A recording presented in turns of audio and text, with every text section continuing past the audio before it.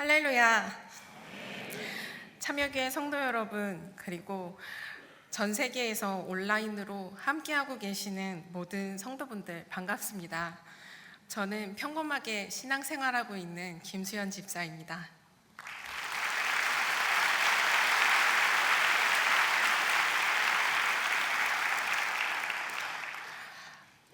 살지 죽을지 몰랐던 죽음의 문턱에서 오늘까지 꼬박 10년이란 세월이 걸렸습니다. 병원을 나오는 당시에는 걷지도 못하고 걸음마부터 배워서 다시 이 자리에 서게 된 게 감회가 매우 남다른데요. 오늘 이 자리까지 세워주신 하나님께 감사와 영광을 돌립니다.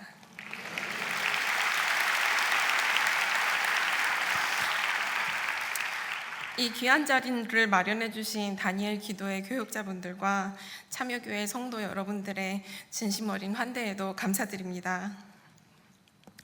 오늘 저는 사망에서 사명으로라는 주제로 여러분께 말씀을 드리고자 합니다. 사명이라는 단어에는 흥미롭게도 두 가지 의미가 있습니다.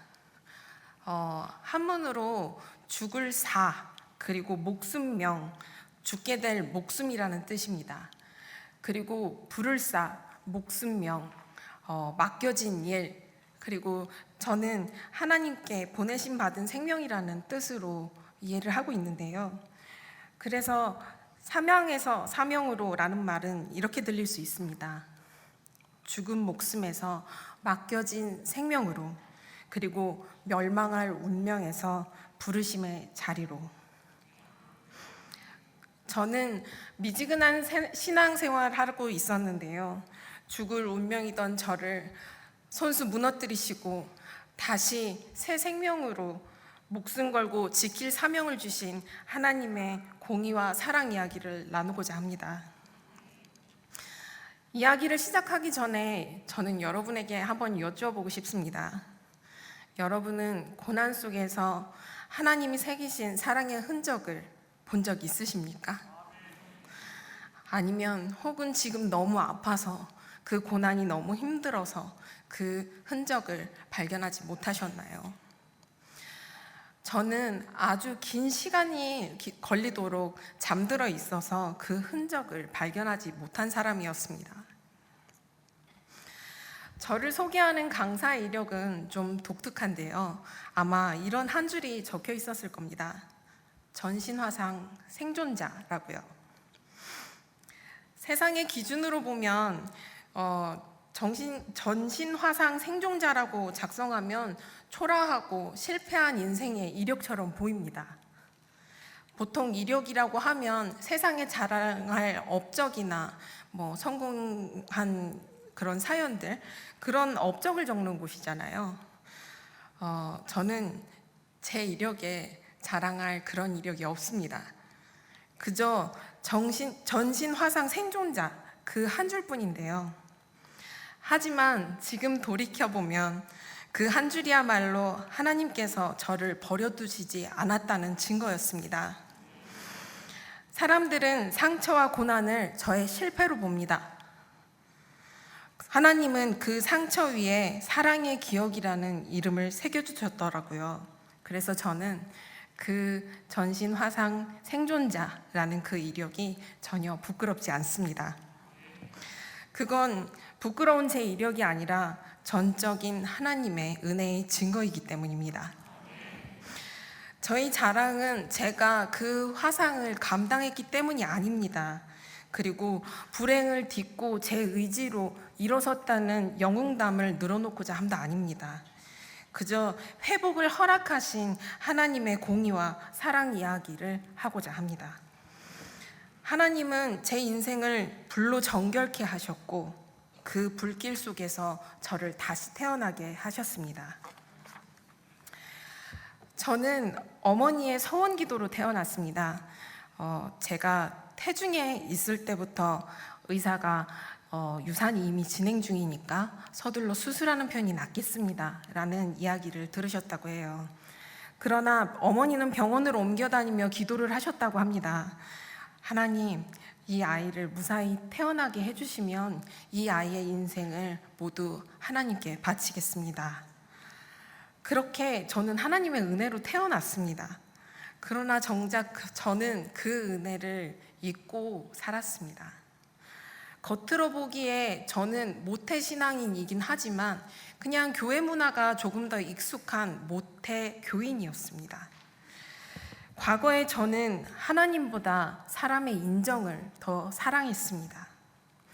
세상에 반짝이는 것들, 세상의 인정, 세상의 평가, 그리고 눈에 보이는 수치와 숫자들을 따랐습니다.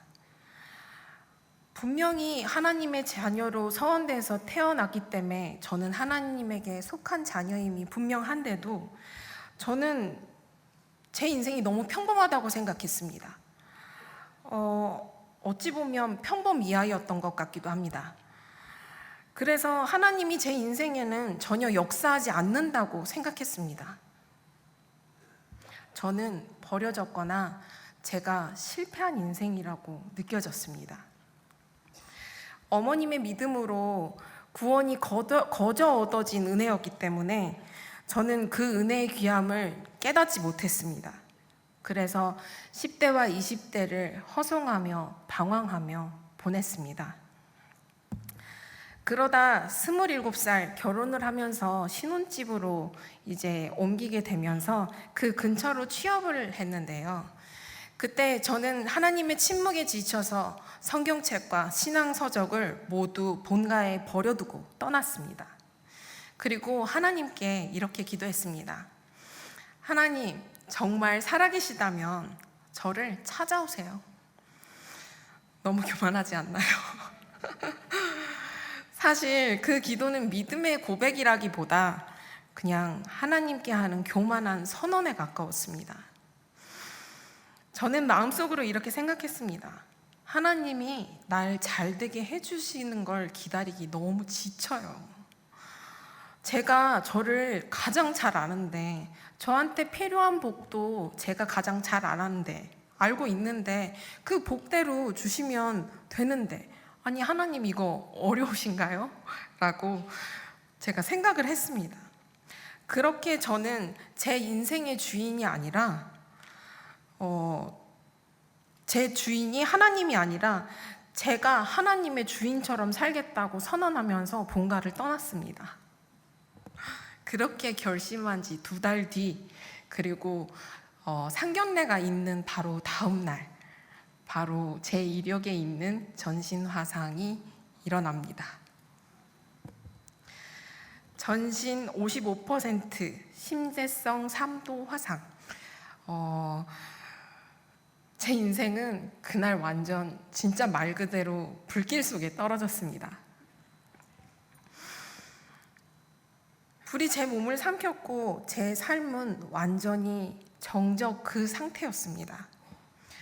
그러나 그 불은 재앙이 아니었습니다.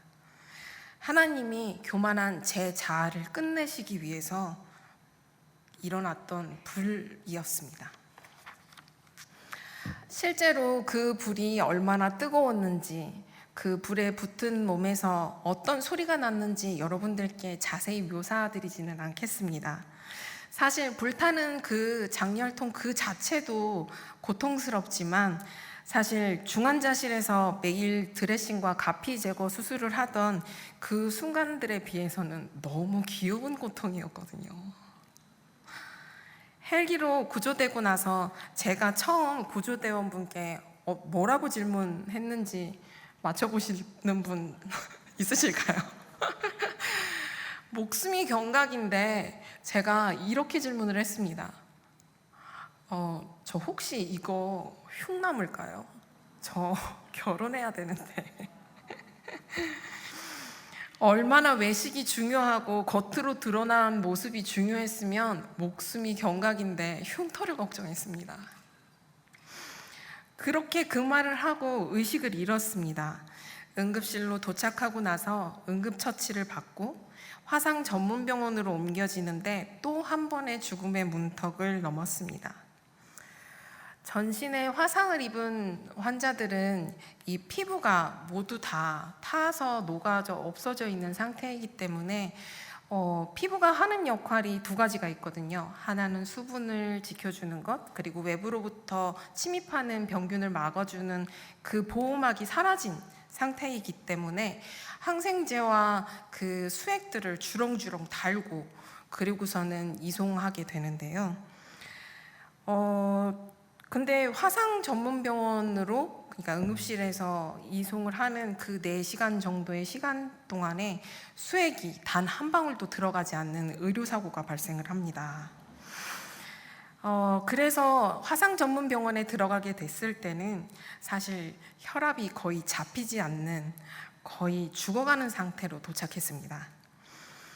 불 속에서 꺼내졌어도 저는 응급실에서 간신히 혈압만 회복해서 중환자실 침대에 묶여 밤마다 비명을 질렀습니다.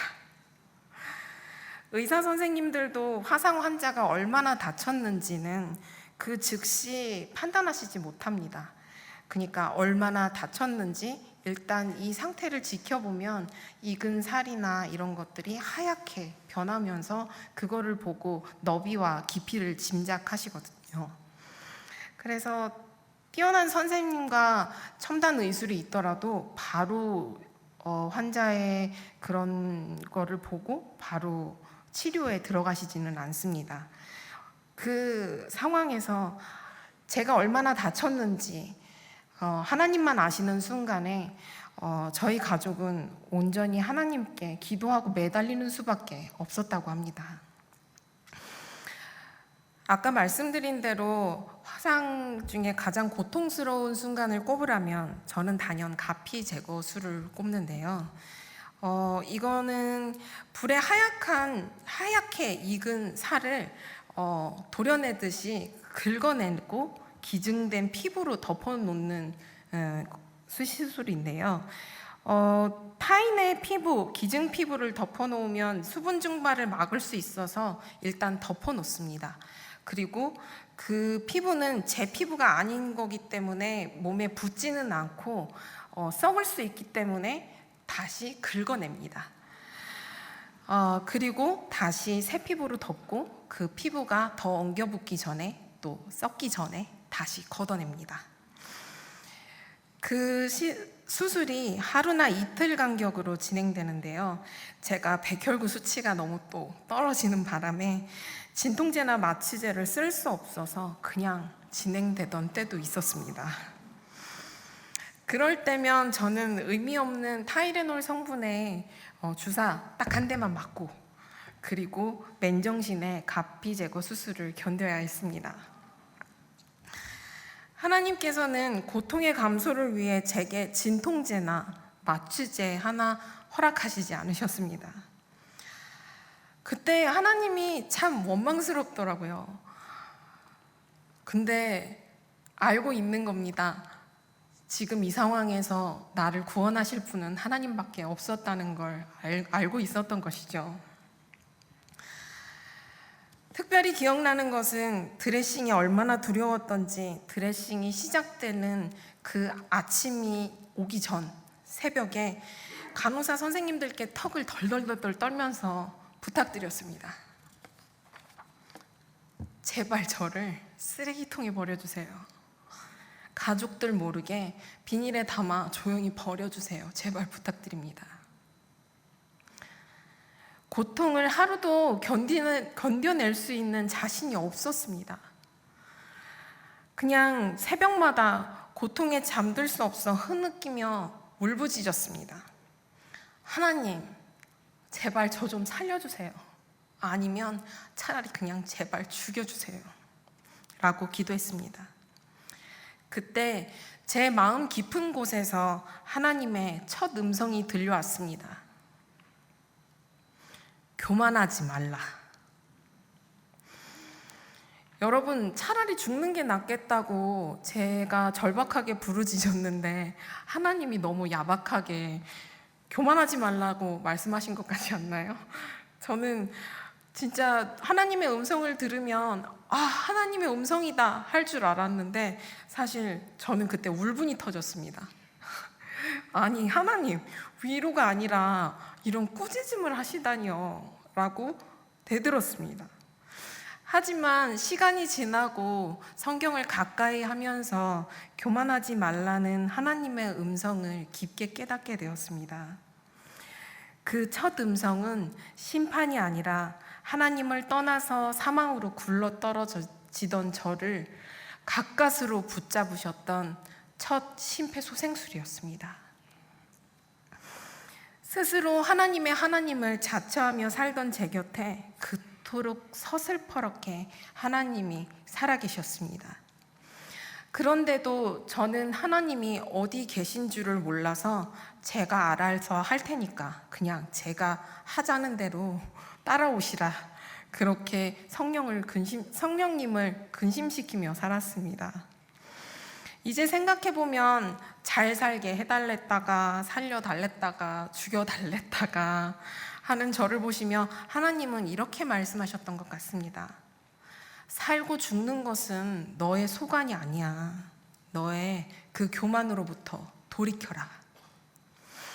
그 말은 꾸짖음이 아니라 제 인생의 주권이 하나님께 있음을 잊은 저를 창조주 앞으로 다시 끌어내려 놓는 음성이었던 것입니다.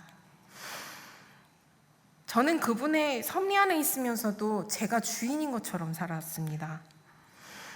많은 분들이 묻습니다. 절박할 때 하나님 좀 위로의 말씀 좀 해주시지.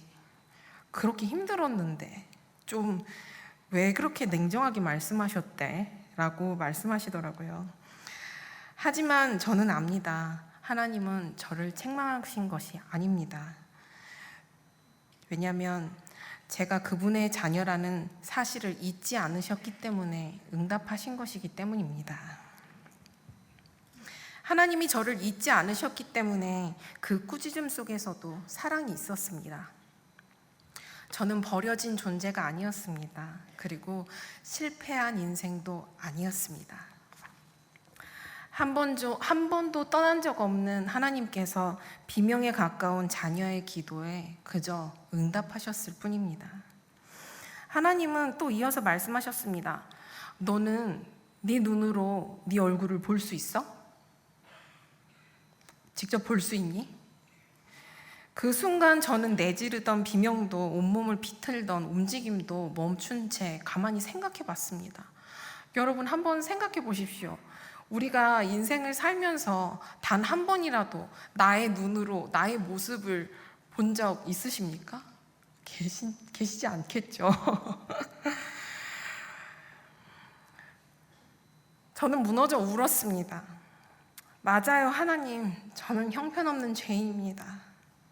그리고 저는 아무것도 아닙니다. 제 모습 제가 가장 잘 안다고 생각했습니다. 그리고 저에게 필요한 것 제가 가장 잘 안다고 생각했습니다. 제가 교만했습니다. 잘못했어요. 착각했습니다. 라고 펑펑 울면서 회개했습니다. 머릿속에 크고 작은 죄들이 떠오르는 대로 모두 내려놓고 회개했습니다. 이때 하나님께서 또 한 번 아가서 4장 7절을 말씀을 통하셔서 말씀하셨는데요. 나의 사랑아, 너는 어여쁘고 아무 흠이 없구나. 저는 그 말을 듣기 직전까지도 제가 무엇이 되어야만 사랑을 받을 수 있다고 생각했습니다. 무엇이 되어야만 하나님께 영광 돌릴 수 있다고 생각했거든요. 근데 그 지경에 형편없는 나조차도 이 지경에 나도 사랑하신다. 그 말은 어디서도 들어보지 못한 따뜻한 사랑이었습니다. 그리고 하나님께서 자가호흡도 못하는 제 숨마저도 그 호흡마저도 영광으로 받으신다는 것을 깨닫게 하셨습니다. 삭관이 된 입과 진저리를 쳐대서 침대에 단단히 묶여있는 팔, 그리고 진물로 척척해져 있는 붕대와 썩는 냄새가 진동하는 제 온몸을 보고도 하나님은 저를 사랑하신다고 하시더라고요. 저는 날이 새도록 흐느끼며 울었습니다. 어느 누구도 사랑이라고 할 수 없는 그 순간 하나님은 말씀하셨습니다. 나의 사랑아. 누구도 편히 마주보기도 힘든, 가족들조차도 그냥 고지 보기 힘들었던 그 상황에 어여쁘다, 아무 흠이 없다 라고 하실 분, 온 세상에 오직 한 분이시죠. 거듭 말씀드리지만 화상사고의 불은 단순한 사고가 아니었습니다. 그러니까 하나님의 공의는 저를 벌하시는 불이 아니라 저의 교만을 태워내는 불이었습니다. 그 불은 재앙이 아니라 하나님이 제 안에 거하시기 위해서 제 교만을 태워내는 불이셨습니다. 그 불길로 이렇게 말씀하시는 듯 했습니다. 오늘 본문인데요. 우리 살아있는 자가 항상 예수를 위하여 죽음에 넘겨짐은 예수의 생명이 또한 우리 죽을 유체에 나타나게 하려 함이라. 그 말씀이 제게는 어떻게 들렸냐면요. 나는 교만이 네 안에서 사는 걸 원치 않는다. 네가 네 스스로의 뜻대로 사는 동안 나는 내 안에 거할 수가 없다. 그렇게 말씀하시는 것 같았습니다. 하나님은 그렇게 제 안에 있는 사망을 모두 끝내셨습니다. 그리고 그 끝남이 저의 회복의 시작이었습니다. 그날 이후 제 인생은 완전히 새로운 시작이 되었습니다. 하나님은 제 육체만 살리신 것이 아니라 거짓된 생명을 끝내셨으니까요. 그제서야 느껴지기 시작했습니다. 하나님을 떠났던 제 삶이 왜 그렇게 공허했는지, 제 눈으로 보던 세상이 왜 그렇게 흐릿하고 구부정했는지. 하나님이 생명이셨는데 정작 저는 그 생명을 잊고 살았던 것입니다. 세상이 말하는 사랑에는 조건이 있고 계산이 있고 수치가 있고 숫자가 있습니다. 그 안에서 명료해질 것 같은 저의 정체성을 찾으려면 찾고 또 찾을수록 저는 자꾸 흐려지고 길을 잃었습니다. 사랑받기 위해서 더 열심히, 더 치열하게, 그리고 더 초조하게 그렇게 살았습니다. 그러다 결국 저는 제 자신도 잃었던 것입니다. 그러나 하나님은 제가 혼자 그 병실에서 외롭게 싸우게 하시는 분이 아닙니다. 제가 의식이 흐려져서 기도하지 못한 순간이 되자 저를 위해 중보기도하는 사람들을 잔뜩 붙여주셨습니다. 중환자실 면회할 때 가족이 제 귀에 속삭여 주었습니다. 너는 지금 볼 수 없지만 중환자실 밖에서 정말 많은 분들이 너를 위해 기도하고 있어. 의식은 희미했지만 그 말이 분명히 들렸습니다. 그리고 그 말이 굉장히 든든했습니다. 그 순간 깨달았습니다. 하나님은 내가 기도할 수 없을 때조차 누군가의 기도를 통해서 저를 살리시는 분이더라고요. 저는 그 눈물의 중보기도 위에 제 생명이 붙들려 있었습니다. 그때 처음 알았습니다. 중보기도는 하나님이 누군가를 살리시기 위해서 열어두신 생명의 통로라고 느꼈습니다. 그렇게 하나님 안에서 제가 사랑받는 딸임을 깨달았습니다. 내 목숨이, 내 존재가 도대체 무엇이길래 하나님은 이렇게까지 사람들을 붙여서 눈물로 기도하게 하셨을까? 나는 사실 아무것도 아닌데 왜 이렇게까지 나를 살려두시려 했을까? 그런데도 나는 이 고통이 두려워서 그냥 차라리 죽여달라고 그렇게 참 쉽게 내뱉었구나. 그 크신 사랑의 현신이신 예수님께서 십자가에 맞받고 얻은 생명을 이제는 제가 감히 죽겠다 살겠다 경히 여길 수가 없게 되었습니다. 사랑을 받는 사람이 되자 이제 사랑은 다시 또 흐르길 원했습니다. 하나님이 안아주시고 시야가 밝아지기 시작하니 비로소 이제 제 옆에 누워있는 중환자실 환우들이 눈에 들어오기 시작했습니다. 아픈지도 무슨 일이 일어나는지도 모르고 사실 하룻밤새에 몇 명이 영안실로 옮겨졌는데도 아무것도 모른 채 깊이 잠들어 있는 그들 사이에서 저는 마취제도 못 맞고 진통제도 없으니까 그냥 홀로 깨어 있었습니다. 여전히 몸은 고통스러웠지만 하나님은 저를 그 사이에서 깨어있게 하셨습니다. 그리고 알게 되었습니다.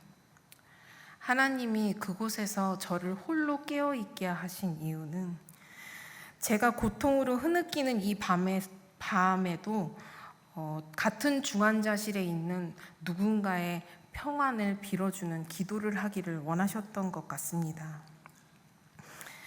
고통 속에 잠든 이들이 평안하기를, 그리고 그렇게 깨어있는 기도로 감사를, 그리고 하나님이 한 명 한 명 소중히 빚으신 그 생명의 소중함과 죽음 앞에 한없이 무력한 인간에 대해서 배우게 하셨습니다.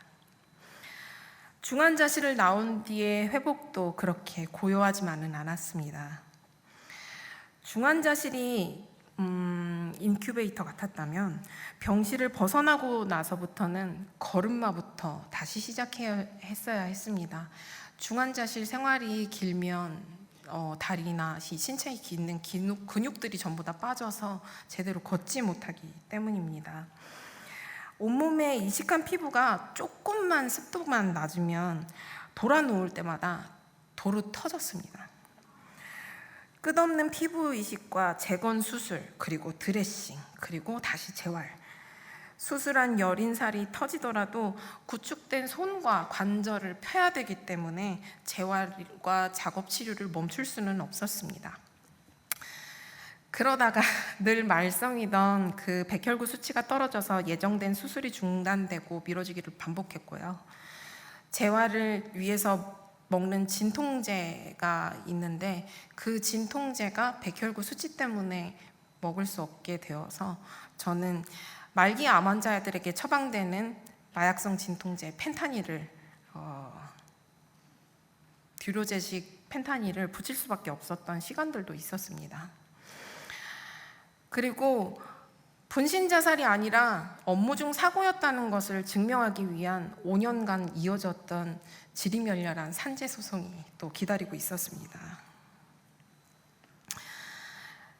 그 모든 것이 끝나고 비로소 마주한 사람의 어두운 이면과 악함, 그리고 세상이 장애인을 바라보는 차가운 그런 시선들이 너무 어려워져서 저는 극도의 불안장애, 불면증과 공황장애, 대인기피증이 찾아왔습니다. 그렇게 회복 중에도 재앙처럼 느껴지는 순간순간들이 저를 계속 덮쳐왔는데요. 그럴 때마다 저는 더 뜨겁게, 더 간절히 기도할 수밖에 없었습니다. 하나님, 그 고난이 찾아왔어요. 너무 두렵습니다. 그때 주님은 제 마음에 매번 평안을 주셨습니다. 그리고 지혜를 주셨어요. 내가 살아있는 것이기 때문에 내가 이 고통을 느끼고 그리고 눈물을 흘리고 이 고난을 겪을 수 있구나. 너무 감사하다. 그 가르침 앞에서 고통은 더 이상 원망의 이유가 되지 못했습니다. 하나님은 제 안에 죽은 부분을 마치 죽은 피부를 걷어내듯이 다 걷어내고 계셨습니다. 고통은 저를 무너뜨리는 도구가 아니라 하나님이 제 안에 살아계시다는 증거였습니다.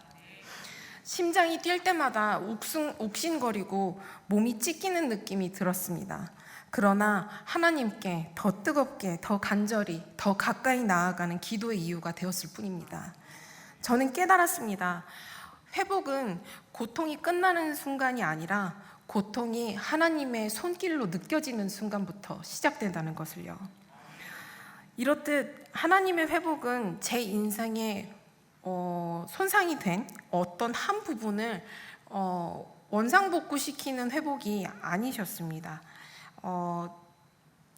지으신 형상대로 돌이키기 위해서 제 안에 설쳐되던 교만을 없애기 위해 제 교만한 자아를 죽이시고 제 안에서 하나님의 생명으로 일하셨습니다.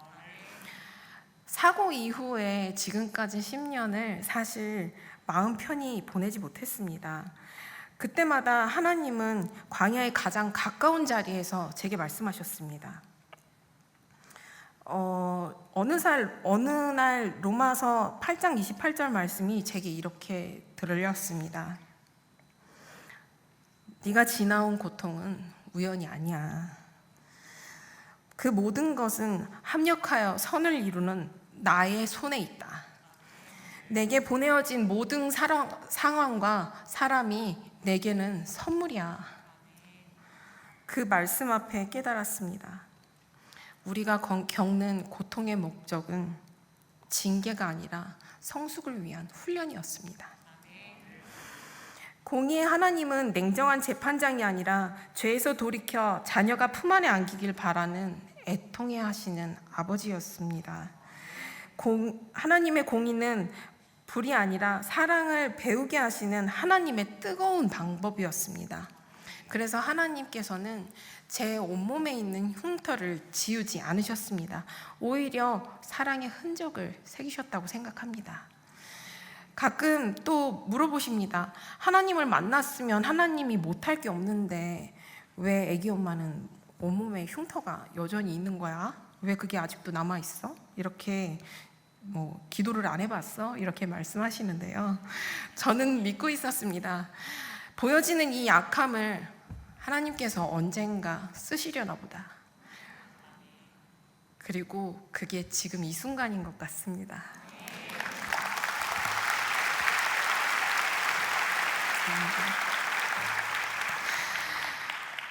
여러분, 저는 사실 제 육체의 고통들을 하나님께 다 거두어 달라고 했지 사실 자녀를 달라고 하나님께 기도한 적은 없었습니다.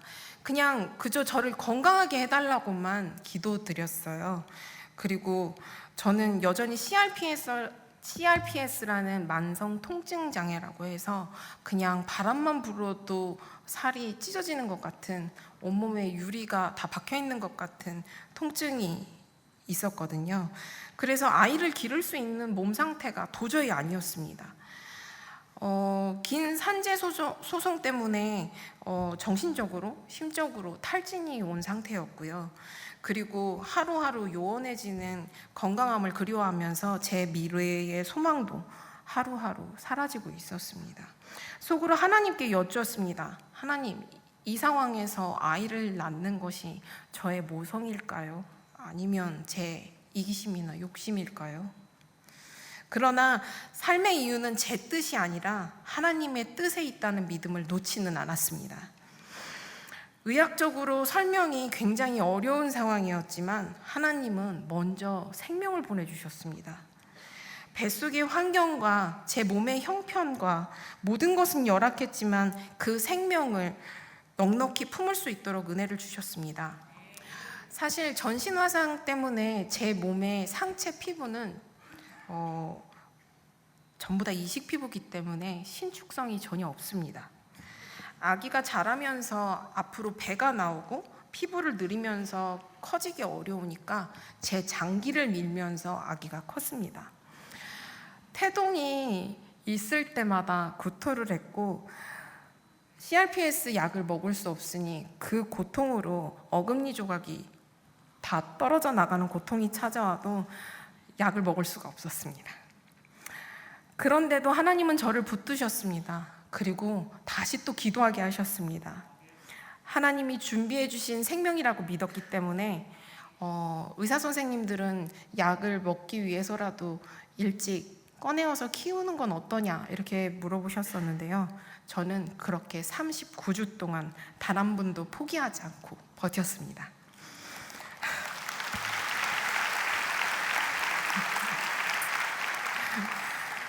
고통이었지만 그 시간은 고통이 아니라 하나님의 소망을 바라며 잠잠히 멈추는 순종의 훈련이었습니다. 하나님은 그 순종의 끝에서 놀라운 방식으로 제 기도에 응답하셨습니다. 재활 기간 동안에 사실 굳어가는 손과 그리고 피부를 이식하고 또 이 썩은 피부를 제거하는 과정에서 제가 귀가 결손이 있어서 제가 거울을 보고 많이 울었습니다. 그때 눈물은 단순히 상실에 대한 그냥 그런 눈물이 아니라 건강했던 나와 하루하루 요원해지는 그 제 마음에 설움이 많이 터져 올라왔던 것인데요. 임신이 어렵다던 제 몸에 하나님은 생명을 심으셨고 아기를 낳던 날 저는 믿을 수 없는 장면을 마주하게 되었습니다. 태어난 아기의 귀와 손이 다치기 전 제 귀와 손을 똑 닮은 것입니다. 아이를 통해 하나님은 제가 잃었다고 여겼던 온전한 모습을 다시 보게 하셨습니다. 마음 깊은 곳에서 들려왔습니다. 수연아, 나는 네 상처를 알고 있어. 그 손과 귀를 다시 보게 해서 네 슬픔을 위로하고 싶어. 아이는 제 상처를 덮으신 하나님의 방법이자 잃었다고 생각했던 제 청춘과 아름다움을 회복시킨 응답이었습니다. 하나님은 거기서 끝나지 않고 아이를 통해서 한 번 더 회복을 허락하셨습니다. 아이 수유를 위해 찾아온 불면의 밤은 너무 힘들었지만 그 시간은 그냥 존재함으로써 줄 수 있는 사랑과 생명의 경의에 대해서 배우고 자녀와 다음 세대를 위해 기도할 수 있는 축복의 시간을 허락하셨습니다. 저에게 아이는 죽을 뻔한 제 생을 위로하신 하나님의 상급이었습니다. 그래서 아무리 피곤해도 육아가 너무 힘들다 이런 말을 할 수가 없었습니다. 그저 감사하며 기뻐하며 아이를 돌봤습니다. 근데 그 시간 동안 놀랍게도 하나님께서 제 안에 있던 육체의 가시들을 하나씩 거두어 가셨습니다. 왜냐하면 저는 환자가 아니라 엄마가 되었기 때문입니다. 하나님이 주시는 생명을 지키는 청지기로 아이의 든든한 울타리가 되어야 했습니다. 그래서 하나님은 저를 상처 입은 자에서 생명을 돌보는 자로 바꾸셨습니다. 그 이후 제게 남은 흉터들은 더 이상 수치가 아닙니다. 하나님이 저를 통과하신 흔적, 하나님의 선명한 날인이 되었습니다. 하나님은 제 상처를 하나도 복구하지 않으셨습니다. 그러나 저에게 사랑스러운 생명을 빚어서 보내주셨습니다. 죽어가던 사람을 살려내시고 그것도 모자라서 그 손으로 다른 생명을 보듬게 하셨습니다. 매일 아이의 눈을 볼 때마다 펑펑 눈물이 났습니다. 아, 하나님이 나를 이렇게 바라보셨겠구나. 엄마가 되고 나서야 하나님의 시선이 느껴졌습니다. 이렇게 사랑하셨겠구나 생각하니 너무 마음이 아팠습니다. 하나님의 마음을 너무 늦게 알아버린 통안의 눈물이었던 것 같습니다. 저는 아이를 기르기 전까지 조건 없이 존재로 흐르는 사랑이 어떤 것인지 전혀 알지 못했습니다. 하나님은 부모의 자리로 세우셔서 그 사랑을 직접 보게 하셨습니다. 육체는 가시가 많고 삶에는 여전히 난관이 있고 물론 지금도 문제가 산적해 있지만 그 모든 시간이 하나님이 가르쳐 주신 사랑의 수업이었습니다. 그 사랑을 깨닫고 나니 사랑할 수 없는 사람도 사랑하기 힘든 이웃도 더 이상 미워할 수 없게 되었습니다.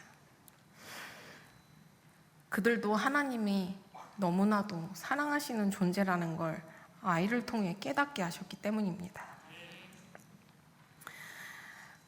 무엇보다 원수되었던 저를 가장 뜨겁게 사랑하셨던 하나님이 그 넓은 품으로 저를 안아주셨기 때문에 제 안에 초라하고 편협한 사고 그리고 미움들이 하나둘 녹아내리기 시작했습니다. 하나님이 저를 용서하셨던 그 용서가 너무 커서 저는 마침내 누군가를 미워하는 마음으로부터 자유롭게 되었습니다. 그리고 제 입술에서 이런 고백이 나왔습니다. 하나님, 제 인생이 편안해지는 것보다 예수님을 닮아가는 삶이 되게 해주세요. 이것이 바로 사망에서 사명으로 옮겨진 제 인생의 고백이었습니다. 하나님께서 저를 불꽃에서 꺼내 사명자로 세우신 것이 아니라 그 불을 통과하게 하심으로 일상을 사명지로 바꾸셨습니다. 사명이라고 하면은 우리는 흔히 목사님이나 선교사님에게만 주어지는 특별한 부르심이라고 생각하곤 하는데요. 사실은 우리가 서 있는 바로 이 자리, 그리고 가정과 일터, 육아의 현장까지도 사실 하나님이 보내신 사명의 자리입니다. 교회 안에서만 하는 일이 하나님 일이 아닙니다.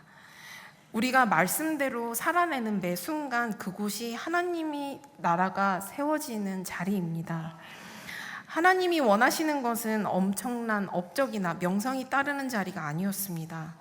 매일의 자리에서 어렵고 힘들어도 사랑을 선택하는 것, 그리고 내가 돌보아야 할 이웃을 사랑하고 나라를 위해서 눈물로 가슴을 찢으며 기도하고 나를 미워하는 원수를 위해 하나님께 대신하여 긍휼을 구하는 것, 그 모든 것이 하나님의 사랑을 살아내는 사명이었습니다. 하나님은 어쩌면 저의 삶을 통해서 지금 이 자리에 계신 여러분들께 말씀하고 싶으신 것은 아닐까 생각해 봅니다. 오늘 본문을 처음부터 끝까지 제가 읽어보겠습니다. 우리가 항상 예수의 죽음을 몸에 짊어짐은 예수의 생명도 우리 몸에 나타나게 하려 함이라. 우리 살아있는 자가 항상 예수를 위하여 죽음에 넘겨짐에 예수의 생명이 또한 우리 죽을 육체에 나타나게 하려 함이라. 하나님의 회복은 단순히 손상된 부분의 재생이나 고난의 흔적을 사고 이전에, 고난 이전의 곳으로 돌리는 데 끝나는 것이 아니라 내가 죽고 하나님이 내 안에서 사시는 것, 바로 부활이었습니다. 하나님은 제가 비는 소원을 들어주는 신화 속 존재가 아니라 사랑의 본체시자 인격 그 자체십니다. 하나님의 사랑은 단순히 저를 위로하는 감정이 아니라 나를 통해 사랑을 실천하게 하시는 거룩한 사명이었습니다. 그래서 하나님의 사랑을 알게 된 순간 제 인생은 복이나 구하는 자리에서 복이 되는 자리로 옮기셨습니다. 저는 이 자리에 섰던 어떤 분들보다, 그리고 이 자리에 하고 계신 어떤 분들보다 사실 학력도, 지위도, 그리고 화려한 어떤 이력도 없습니다. 믿음도 어리고 너무 부족합니다. 그러나 여러분께 자신 있게 드릴 수 있는 딱 한 가지가 있다면요, 그것은 불을 지나며 만난 하나님입니다. 그 불로 인해서 저는 많은 것을 잃었습니다. 피부도, 꿈도, 그리고 사람들의 시선 속에서, 그 멸시받는 시선 속에서 제 자존심도 모두 다 내려놨습니다. 그러나 그 불을 지나며 알게 되었습니다. 불에도 결코 타지 않는 것이 있습니다. 생명, 믿음, 사랑, 하나님이 심으신 것들은 어떠한 것도 불에 타지 않습니다. 그래서 저는 여러분들께 간절히 말씀드리고 싶은데요, 우리가 잃지 말아야 할 것들, 결코 불에 타지 않는 하나님이 심으신 것들을 사모하십시오. 세상이 흔들리고 고난이 덮치고 재앙이 우리를 삼켜도 그 불 속에서 하나님이 지키시는 것은 생명과 믿음과 사랑입니다. 그것이 우리의 각자의 위치에서 지켜야 할 사명입니다. 불에도 빼앗기지 않는 것들, 불에도 사라지지 않을 것들을 지키는 삶, 그것이 우리 각자에게 부르심의 자리입니다. 불에도 사라지지 않을 것들, 그리고 불에도 결코 빼앗기지 않을 것들, 그런 것들을 지키는 삶 말입니다. 제가 처음에 여러분께 여쭈었던 질문 기억하시죠? 여러분의 인생 속에서도 하나님의 사랑의 흔적을 본 적 있으신가요? 라고 여쭈었는데요. 네, 저는 보았습니다. 불이 제 모든 것을 태웠지만 그 불 속에도 사랑의 흔적을 남기셨고요. 그 흔적이 바로 불에도 타지 않는 생명이며 불에게도 빼앗기지 않는 믿음이며 아무것도 도둑질할 수 없는 사랑입니다. 우리가 끝까지 지켜야 할 것입니다.